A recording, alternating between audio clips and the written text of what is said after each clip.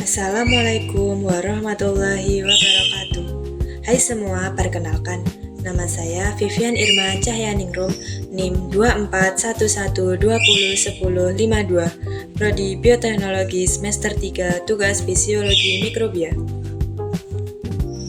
Dalam presentase ini, saya akan menjelaskan model metabolisme fermentasi berbasis glukosa dalam kultur mikrobia campuran. Inti dari proses ini adalah glukosa dipecah melalui glikolisis menjadi pirufat yang kemudian menjadi titik pusat dari 6 jalur metabolik berbeda.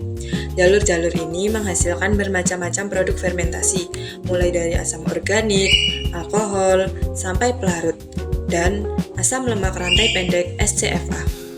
Fleksibilitas metabolik ini sangat penting dalam konteks bioteknologi dan industri fermentasi.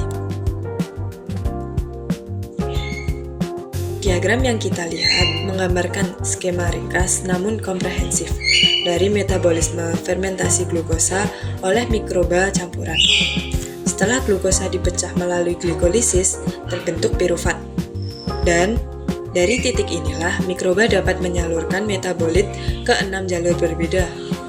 Pilihan jalur ini sangat tergantung pada faktor lingkungan seperti keseimbangan redoks, NADH atau NAD+, jenis mikroba yang dominan, dan kondisi nutrisi. Karena setiap jalur menghasilkan produk yang berbeda. Diagram ini mencerminkan betapa dinamisnya sistem fermentasi mikroba. Salah satu pertanyaan penting dalam metabolisme glukosa adalah jalur glikolisis mana yang digunakan mikroba EMP, Embden-Meyerhof-Parnas atau Ede-Entern-Doudoroff. Jalur EMP adalah jalur yang paling umum dan efisien menghasilkan ATP. Sedangkan jalur ED biasanya ditemukan pada bakteri gram negatif tertentu dan menghasilkan ATP lebih sedikit. Berdasarkan diagram yang kita lihat tadi, menunjukkan penggunaan jalur EMP. Dengan dominasi jalur EMP, mikroba dapat menghasilkan cukup energi dan NADH untuk merespon berbagai kondisi metabolik dan redoks. Perubahan substrat. Jika substrat awal diubah, misalnya dari glukosa ke gula lain seperti galaktosa atau silosa, atau ke bahan yang lebih kompleks, sistem metabolik mikroba akan menyesuaikan. Mikroba dapat mengubah ekspresi enzim untuk memecah substrat baru, dan fluk metabolik akan bergeser ke jalur yang paling menguntungkan secara redoks dan energi. Keseimbangan NADH terhadap NAD+ sangat penting di sini. Jika NADH berlebihan, mikroba cenderung menggunakan jalur reduktif untuk mengembalikan NAD+. Jika NADH rendah, mereka dapat memilih jalur oksidatif. Selain itu, dominasi mikroba dalam kultur campuran bisa berubah ketika substrat berubah. Mikroba tertentu mungkin tumbuh lebih cepat atau lebih lambat, tergantung substrat sehingga memengaruhi produk fermentasi akhir. Area 1, Energy Generation. Area 1 dalam diagram adalah jalur glikolisis klasik melalui jalur EMP. Glukosa diubah menjadi glyceraldehyde 3 fosfat, kemudian menjadi fosfoenol pirufat, dan akhirnya menjadi pirufat. Proses ini sangat penting karena menghasilkan ATP sebagai sumber energi utama dan NADH sebagai pembawa elektron yang akan digunakan di jalur lain. Pirufat yang terbentuk kemudian menjadi pusat metabolik ke berbagai jalur fermentasi. Area 2, gliserol dan 1,3-propanediol. Pada area 2, pirufat dialihkan ke jalur reduktif untuk menghasilkan gliserol, 1,3-propanediol, dan D-laktat. Jalur ini sangat berguna ketika mikroba perlu menyeimbangkan kelebihan NADH. Karena reduksi metabolit mengubah NADH menjadi NAD+. Mikroba seperti Enterobacteriaceae dan beberapa spesies Clostridium sering menggunakan jalur ini.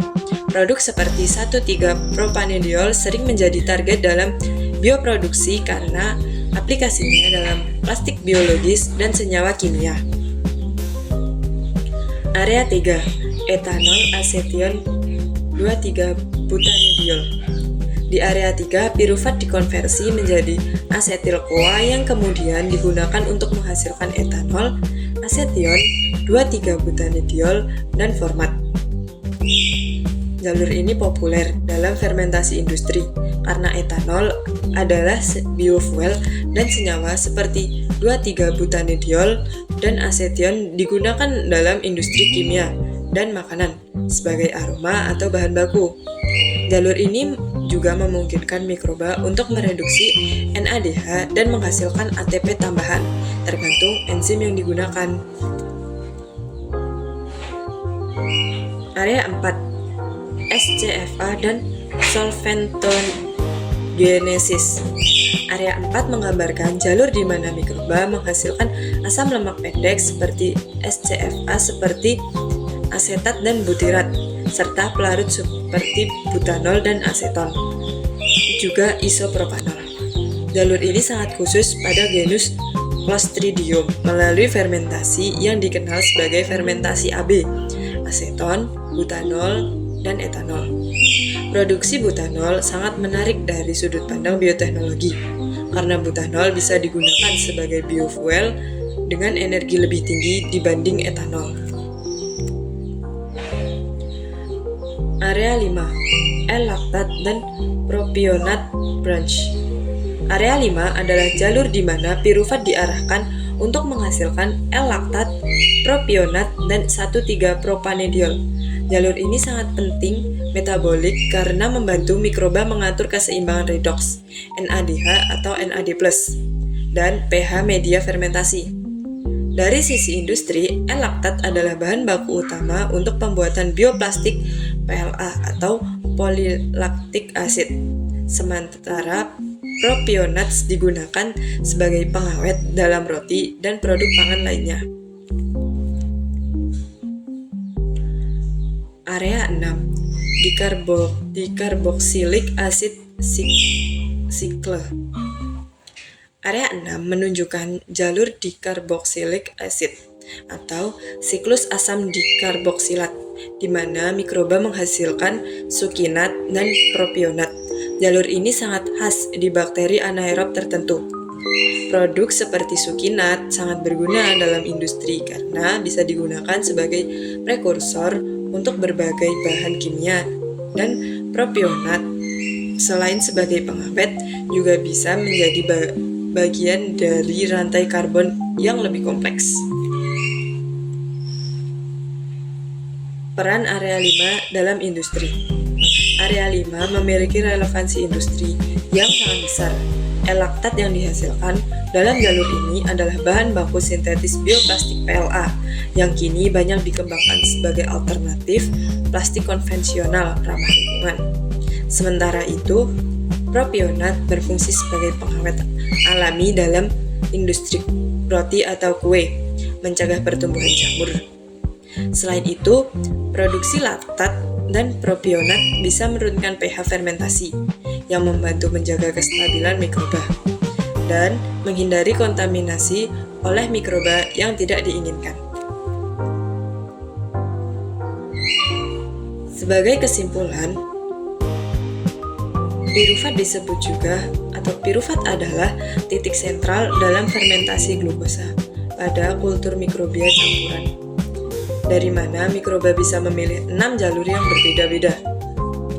Fleksibilitas ini memungkinkan produksi berbagai metabolik dengan aplikasi yang sangat beragam. Di antara jalur-jalur tersebut, area 5 atau jalur laktat propionat sangat menonjol dari sisi industri karena relevansinya dalam produksi bioplastik dan pengawet panganan. Pemahaman mendalam mengenai diagram ini penting untuk desain proses fermentasi efisien di skala laboratorium maupun industri.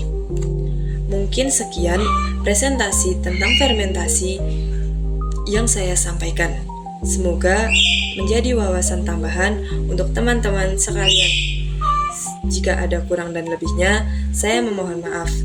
Akhirul kalam, wassalamualaikum warahmatullahi wabarakatuh.